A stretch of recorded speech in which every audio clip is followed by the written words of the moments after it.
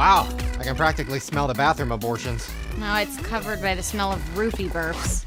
Nice one. Hey, what's up you guys? Yes, it is time again for one of my conspiracy theory videos where we get all kinds of creepy and all kinds of covered in pubic hair and dandruff because I'm sitting on the floor. Today we're going to be talking about movie conspiracies! Now I'm going to warn you, there's a couple today that are really scary, and there's also one that I'm still debating whether or not I'm going to talk about because it involves actual death. So buckle up, it's going to be an uncomfortable ride. Kind of like if you ordered an Uber and then your mom pulled up. God, that's uncomfortable. Conspiracy theory number 1. In the movie Three Men and a Baby, there's a scene where there seems to be a little ghost boy in the background, and nobody knows where he came from. Now I'm going to show you the clip, and I'm going to let you decide if you see it. Look at the way she's looking at me. For a moment there, I had her laughing. Didn't catch it? Let's slow it down. Okay, now listen. I don't know about you, but that shit makes my whole butt go. That's the scariest shit in the world. Can you imagine, like, you're directing a movie and you're like, alright, great guys, we got it. And then you go into the editing bay and you're like, alright, pull up that stupid ass scene with that old bitch and that one guy and that baby. And then boom! Grudge. I wouldn't sleep for weeks. So the story goes that supposedly a little boy died in the apartment that they were shooting in. Now, supposedly one of the producers of the movie made up a story being like, oh no, we didn't actually shoot it in a real apartment, it was a soundstage. Like, no, there was no ghost. But a lot of the cast was like, no, we shot this in an apartment, and we felt the fucking presence, bitch. So I don't know if they're trying to cover their ass or what, but that little ghost stuck in an 80s movie. God, that's depressing. Now this next one is kind of fun, but also creeped me out a little bit, and it is that Toy Story is literally the same as The Walking Dead. Or I guess because Toy Story came first, The Walking Dead would be the same. I'm confused. Here's how it goes. Now listen, there's a lot of evidence to this, so I'm not going to go through the whole thing, but I'll give you the highlights. Both of them have the hero, which is the sheriff. Both of them have a group of misfits. The sheriffs both have a child that they love more than anything. The sheriff's best friend is a super manly officer of the law. Then, the kid grows fond of the hero's best friend.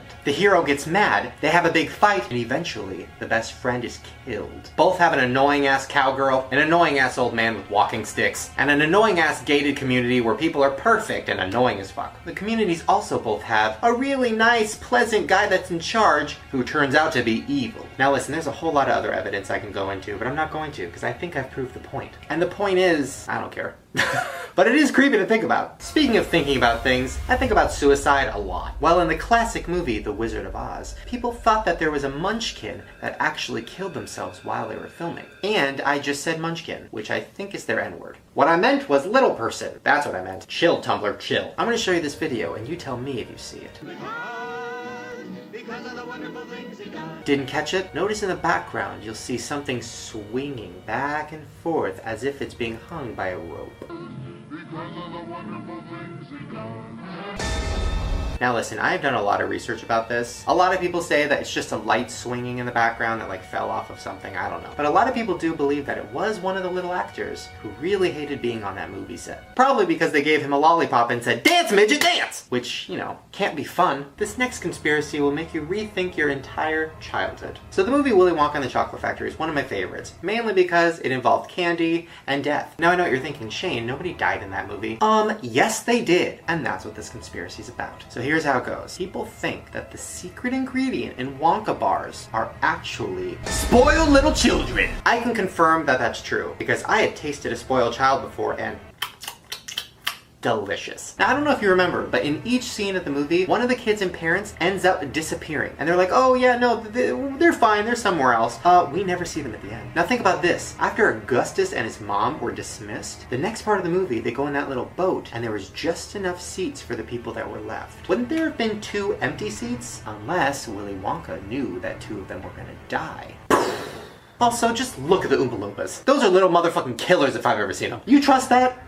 Also, look at Willy Wonka. Who the fuck would trust that guy? He looks like a janitor in a prison. Actually, I would trust him. I have a lot of issues. Now, this last conspiracy theory isn't really about a movie, but it's something I found today, and I was so disturbed by it that I was like, fuck it, I'm gonna throw it in. Now, this is one about Michael Jackson. Now listen, I love Michael Jackson. I think he's a genius. Do I think he had a lot of problems? Fuck yeah. But he's dead, so I don't want to judge him and be an asshole. So let's just let him rest in peace. Let's also talk about this conspiracy, because it's pretty interesting. Now there's a theory that Michael Jackson was on some pretty strong acne medication when he was 12 years old, and it had a side effect that stunted his puberty and his growth, which would explain why his voice is so high. There's a pretty big French doctor who wrote an entire book about this because he really believes it was true. And listen, I'm gonna be honest, I believe it too, because there's a lot of acne medications that really fuck with people's minds and their fucking chemistry and all that shit. I mean, Accutane makes you suicidal, so why wouldn't an acne medication stunt your sexual growth? Makes sense. There's also a theory that Michael Jackson is still alive. And there was a picture taken right here. Somebody thought it was him. Unfortunately, I'm pretty sure that's an old lady or Bruce Jenner. Either way, I'd like to believe it. Well, there you guys go. Those are all my conspiracy theories for today. Leave me a comment down below telling me which ones you believe in and which ones you think are bullshit. Also, if you like these kind of videos and you want more of them, then show me. Give me a thumbs up. Also, subscribe because I make new videos every single day. Alright, you guys, I'm gonna go. And remember, don't believe everything you see. Bye.